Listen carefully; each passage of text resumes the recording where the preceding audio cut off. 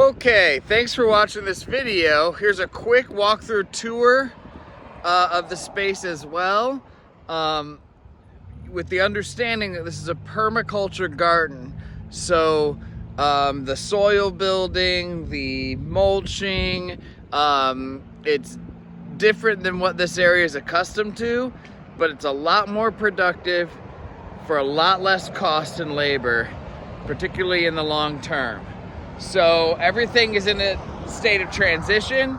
You look out front here, you can see these beds going out like sun rays from the center of the garden here. And all of them will eventually have native flowers, wildflowers, like right here, all the way across the front. Just pretty colorful flowers. Of course, here's our sign, mailbox. Whereas some blight inspectors keep calling these weeds, they are not. They are carrot seeds, and they're about to dry. So by the time the hearing comes along, all of these will be gone. Also, we have tons of tomatoes and squash going through here. I'll be cleaning all that up here shortly as well, particularly once I get all these carrot seeds out of here. We have sunflowers. This neighboring house is a recovery house that we have a good relationship with, a recovery house for women. So they eat from the garden regularly.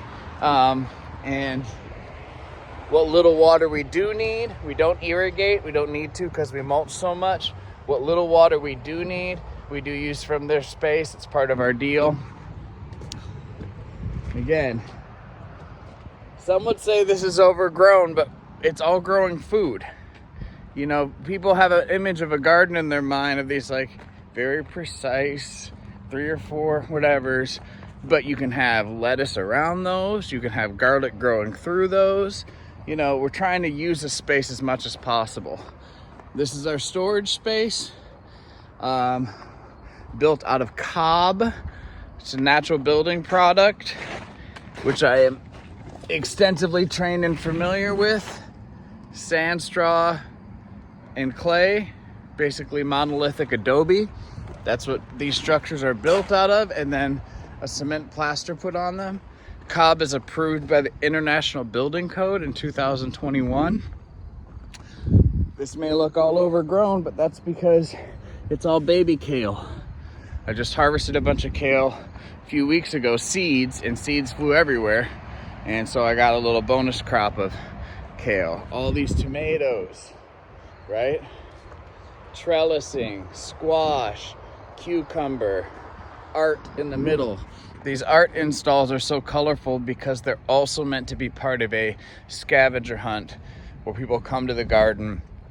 They play the scavenger hunt on their phone, going around the garden, learning about permaculture and the gardening process. Now, I know all of this is very unconventional, very unfamiliar, particularly here. But my goal has been, as a 20 years trained and experienced with this stuff, is to be the best urban garden in the entire country. To be the template by which not just this community duplicates and scales out free food production for their own selves and for their neighborhoods, but so that throughout the country, people can look to Port Huron and Polly's place and say, oh, that's it.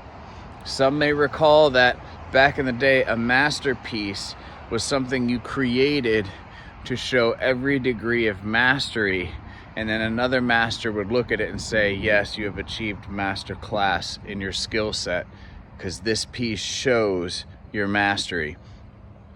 Everything, art, the gaming, the plants, the design, the creativity, the cooking, the live music, everything we have out here builds community.